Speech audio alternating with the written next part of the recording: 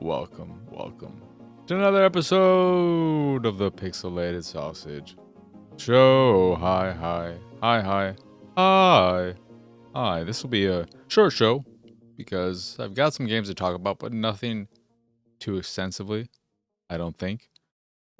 And while there's a lot of Xbox stuff going on, I don't feel too compelled to talk about that and ramble on in what will be a mess of a diatribe that is incoherent. So we'll leave that for maybe a Patreon exclusive thing.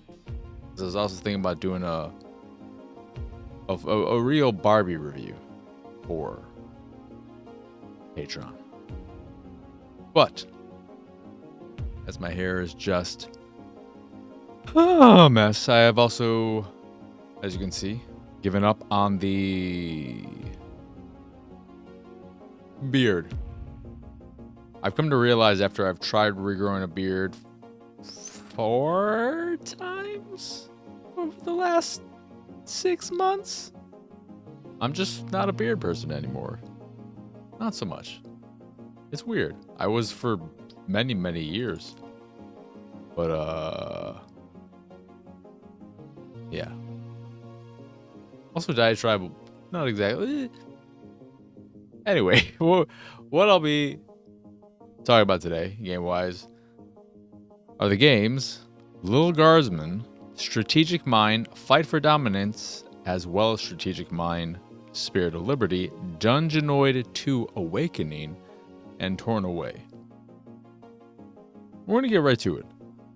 I'll just say about the Xbox thing.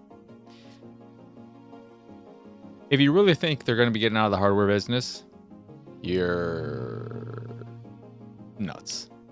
I could say a lot not nicer things about you if you think that, but their business model is Game Pass, right? We can all agree on that. That's what they've been selling for years now. That's what they've been pushing. It's clear that's the direction they're going in.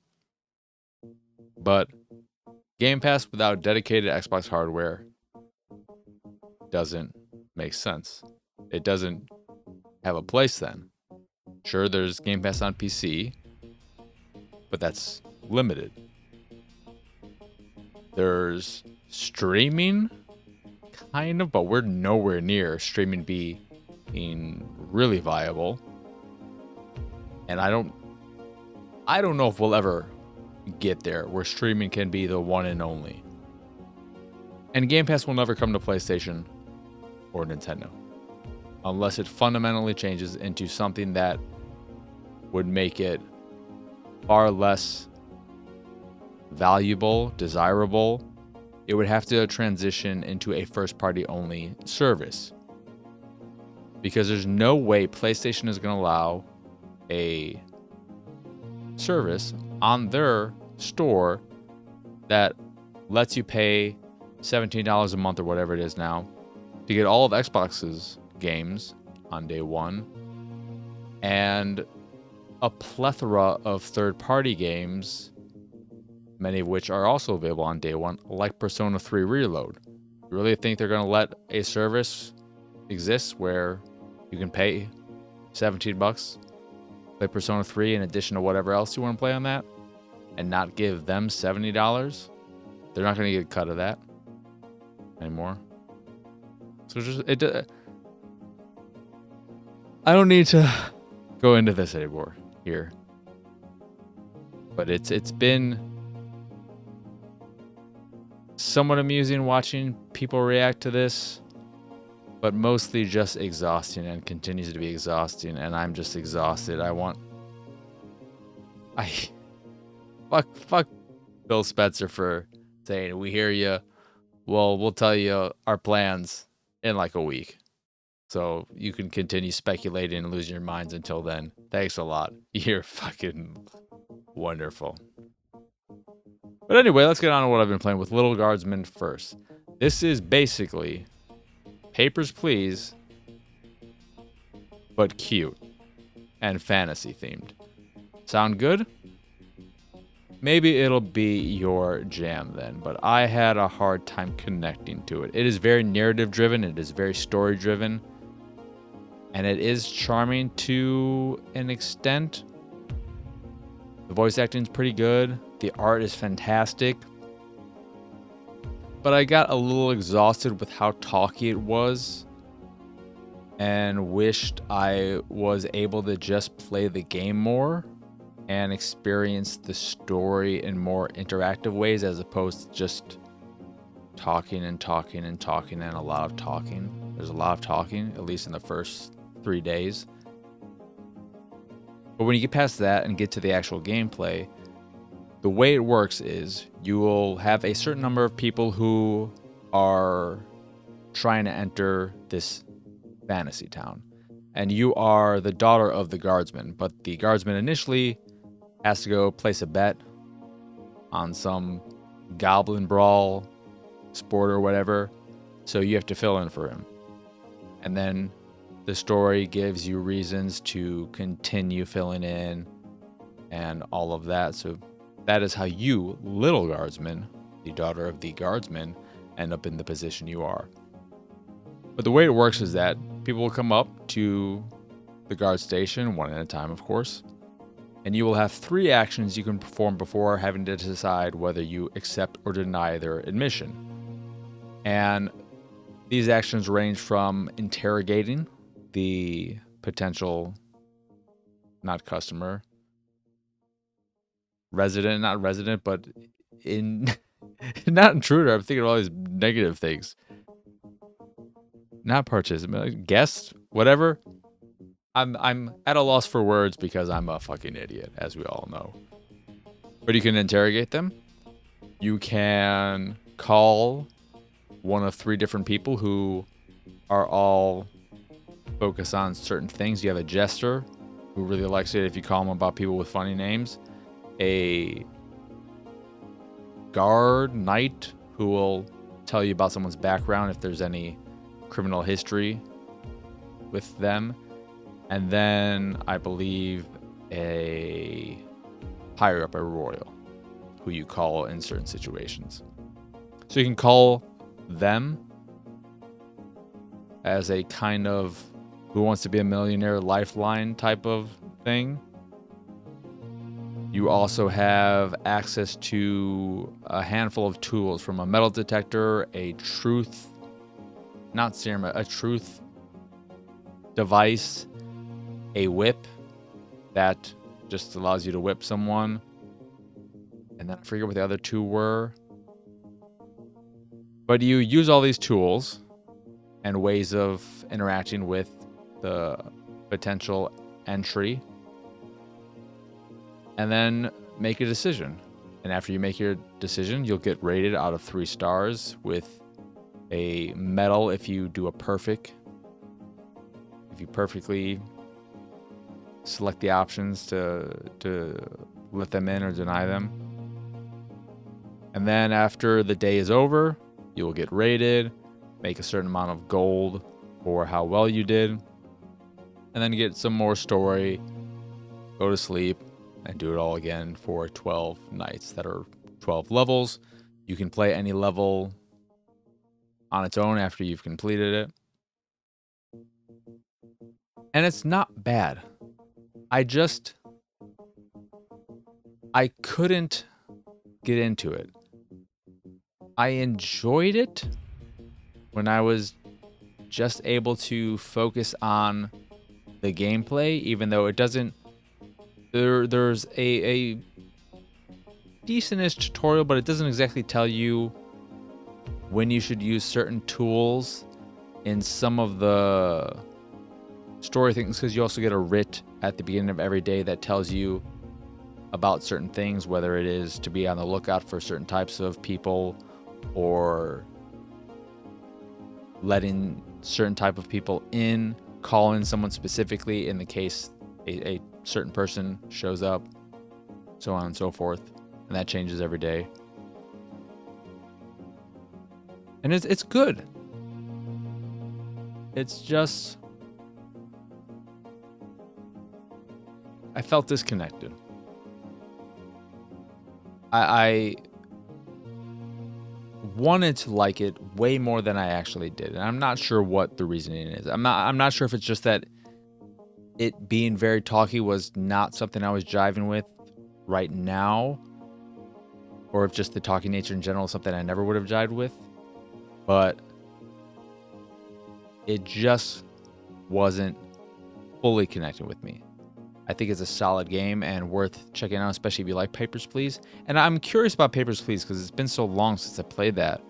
I can't remember if there was a random element to it or not. I felt like there was, and that's not the case here. It is very linear and feels much more like a puzzle game where you're trying to figure out the perfect choices to make with each person so that you can get that 3 stars and the medal and ultimately end up getting a perfect run at some point. Whereas in Papers, Please, how I remember it being is much more of an emotional, I have more choice in how things play out, whereas in this I don't feel like I'm making choices based on how I feel. I just feel like I'm utilizing what information I have, what tools I have to try and complete this puzzle as best as I can. So that could be the issue there. But it's not bad. It's well made, looks great, solid voice acting, decent writing, just a lot of it, and decent gameplay. It just, I wanted something about it. I just wanted it to hit that extra high level where it could be something special as opposed to, I'm not mad I played it, but and with your money you can buy certain things from the shop, crystals that you use to power your tools, additional slots so that you can power tools, use tools more than once on any given day. But that is, again, Lil Guardsman. Next we have Strategic Mind, Fight for Dominance, and Strategic Mind, Spirit of Liberty. And I'm putting these two together because they're, of course, same franchise. And I don't want to spend too much time talking about them because I played them on Xbox and I didn't play them long because in both cases there is a lack of tutorialization that makes it incredibly frustrating to jump in as a new player and someone who is not super accustomed to turn-based strategy games, which is what these games are. And what makes it frustrating is that in Fight for Dominance, they do give you some information when you interact with certain elements right at the start, so you kind of get an idea of what things are, but it doesn't in any way tell you what you should do or how to do things. So you are still pretty much thrown into the deep end of the pool with little to go on, with maybe one little buoy. And then in Spirit of Liberty, I don't remember them even doing that.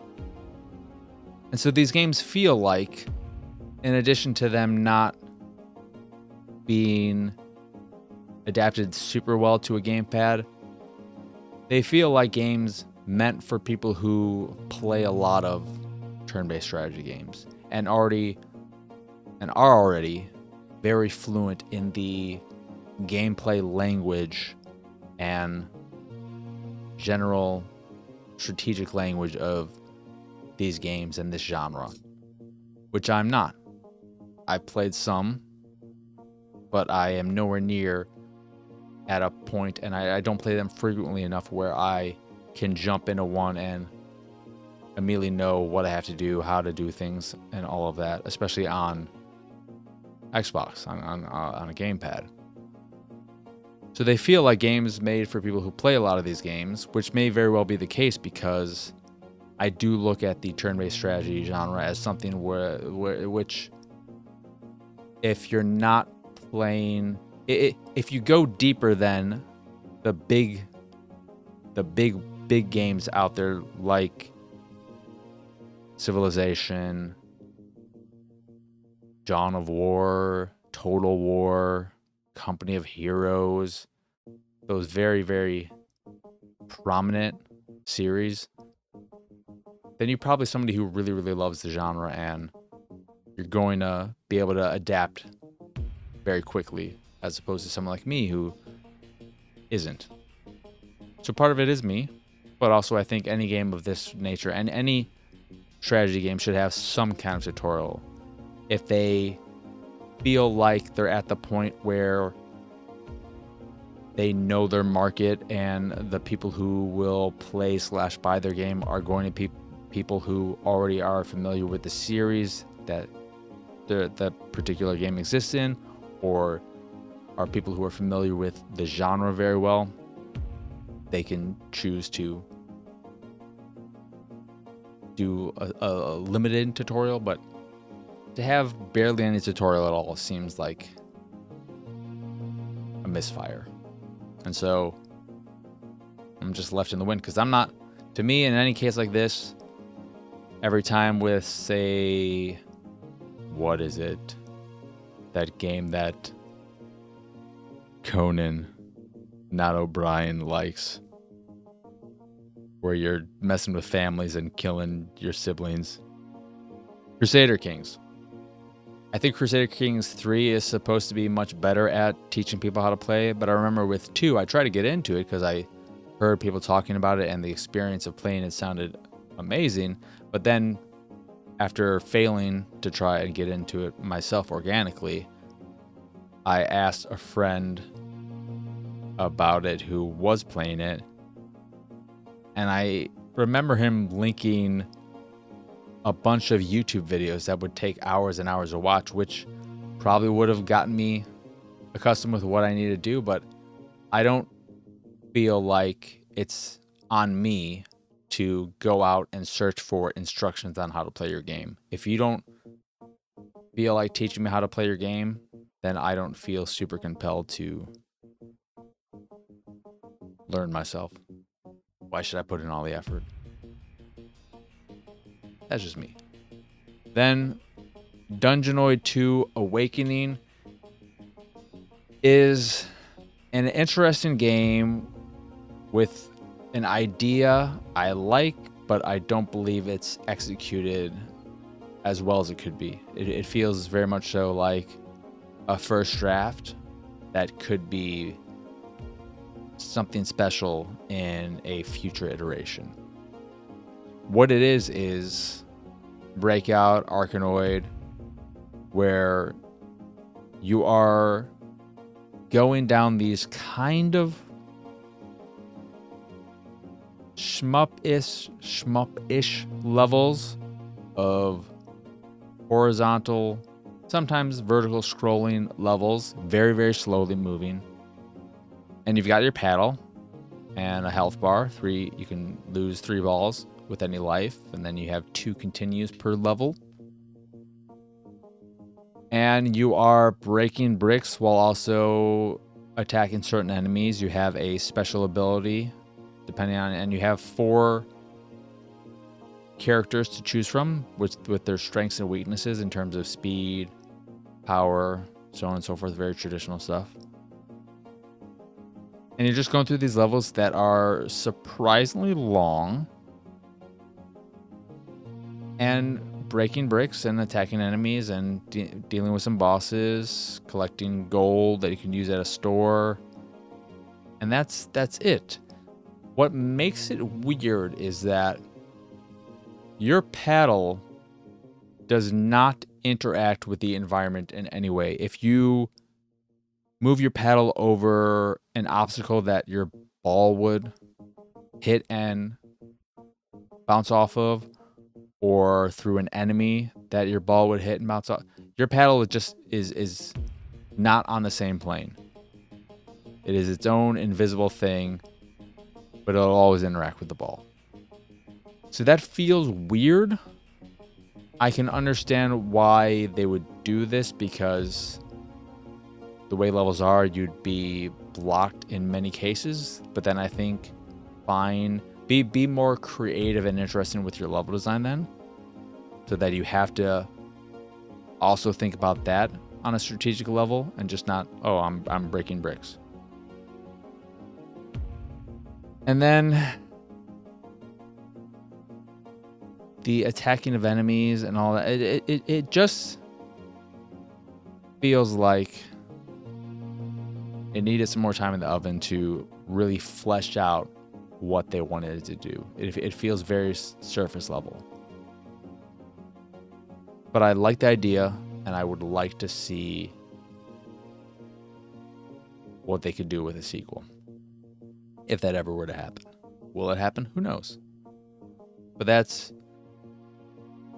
Dungeonoid 2 Awakening.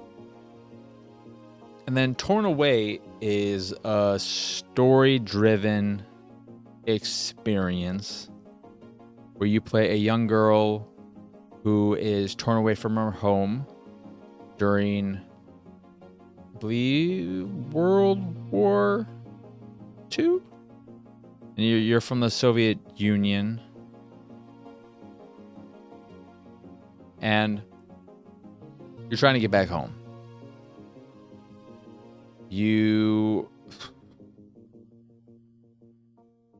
It's a game with the heart in the right place, but it doesn't hit on that emotional level for me because the voice acting is all over the place. Some of it's all right.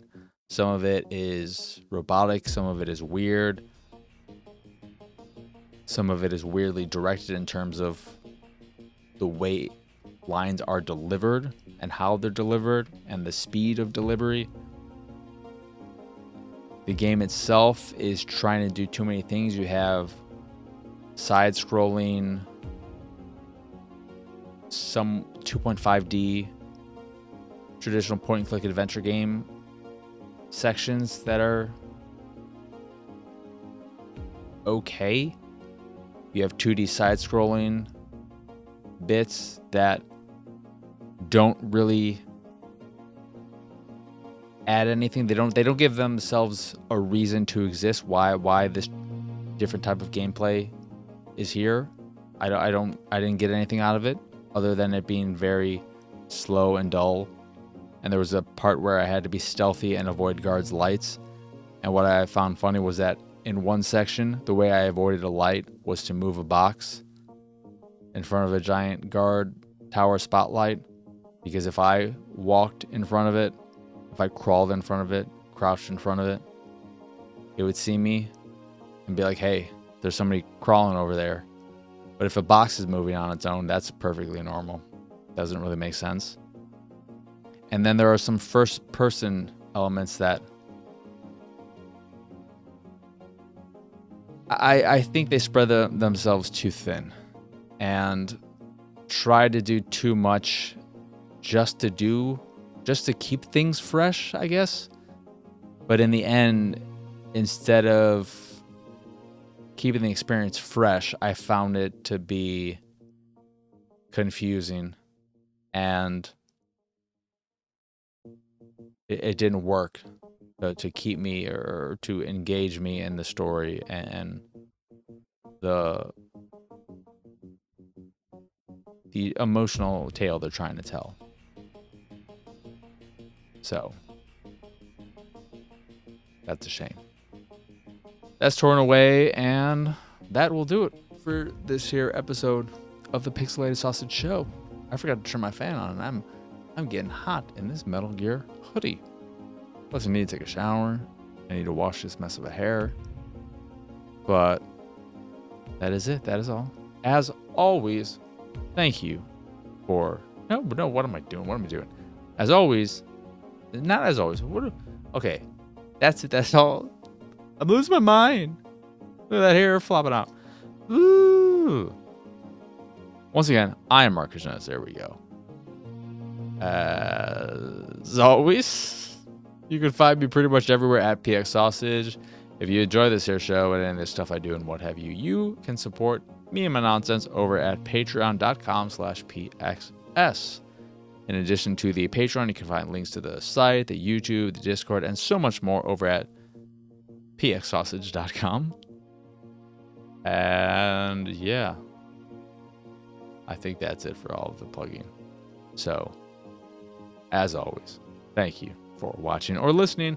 I hope you enjoyed this here shorter episode, and I hope you have both a wonderful rest of your day, a lovely rest of your week, and a wonderful weekend. But for now, adios, arrivederci, bye!